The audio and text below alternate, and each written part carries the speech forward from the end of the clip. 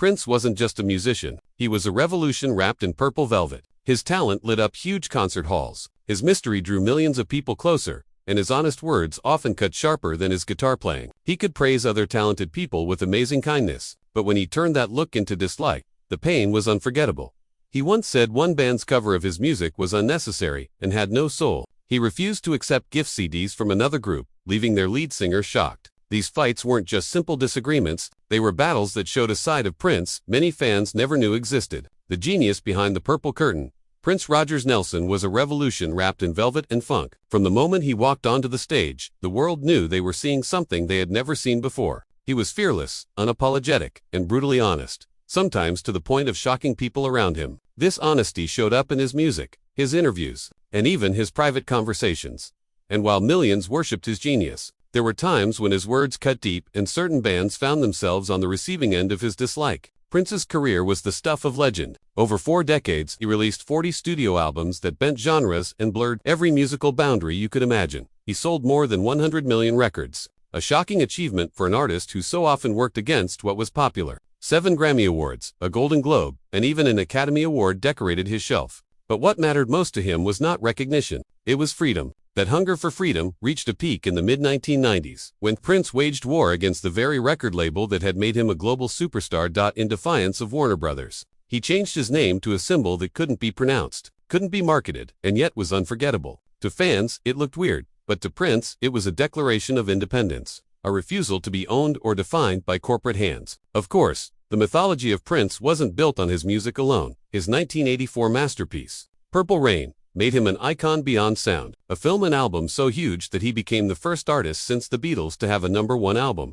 single, and movie at the same time. Yet, behind the glitter and guitars, his personal life was far more complicated. His marriage to Mate Garcia ended in heartbreak after the tragic loss of their child to Pfeiffer syndrome, a sorrow that haunted him for years. And though he often seemed untouchable, the man behind the Purple Curtain carried deep scars. Some insider reports have also hinted that he could be manipulative, controlling, and sometimes cruel, a reminder that brilliance and darkness often danced together in his story. Control was something Prince valued above all else, especially when it came to music. His collaborators, whether bandmates, producers, or protégés, were expected to bend to his vision, and many did willingly, mostly because they were swept up in the gravity of his genius. But those who didn't, they found themselves cut off, shut out, or even publicly dismissed. Prince was not a man who held back his words, and that extended to the music world at large.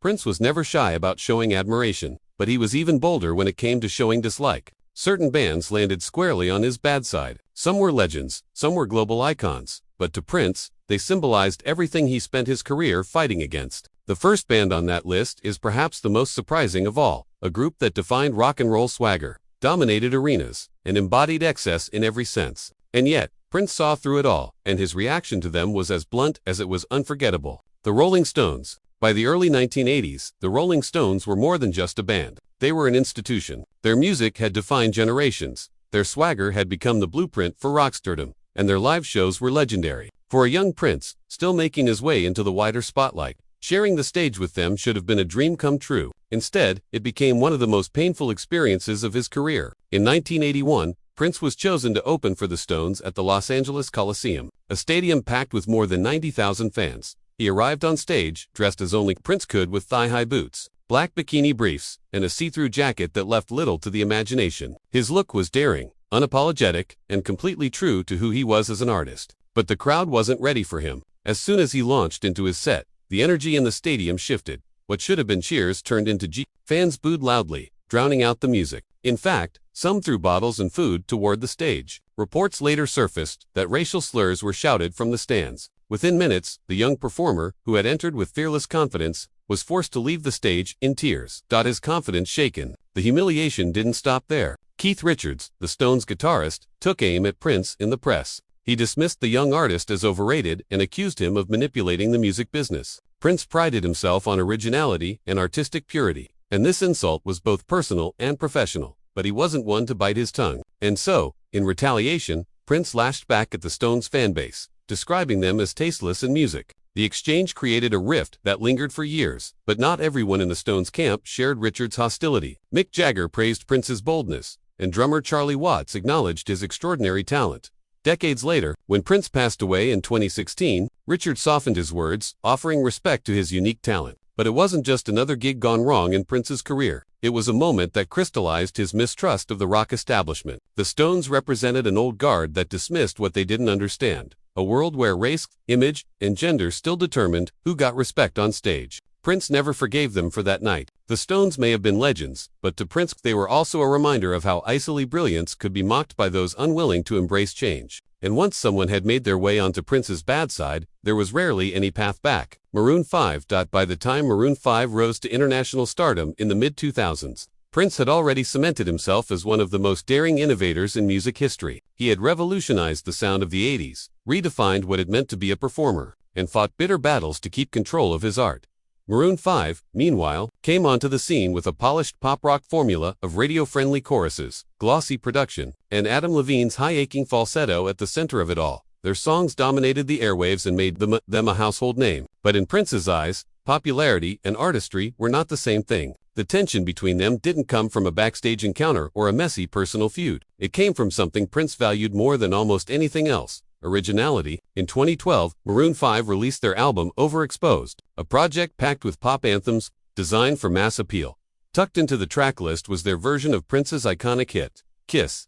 The choice seemed like a safe bet for a band chasing radio dominance, covering a song that had already proven timeless, but the moment it reached Prince's ears, it struck him as the ultimate insult. Prince did not hold back when asked about the cover in an interview with Billboard. He asked why people needed to hear another cover of a song someone else did. Art is about building a new foundation. To him, music wasn't about recycling or repackaging what had already been done. It was about creating something that had never existed before. And in that single remark, Prince placed Maroon 5 firmly in the category of artists he despised.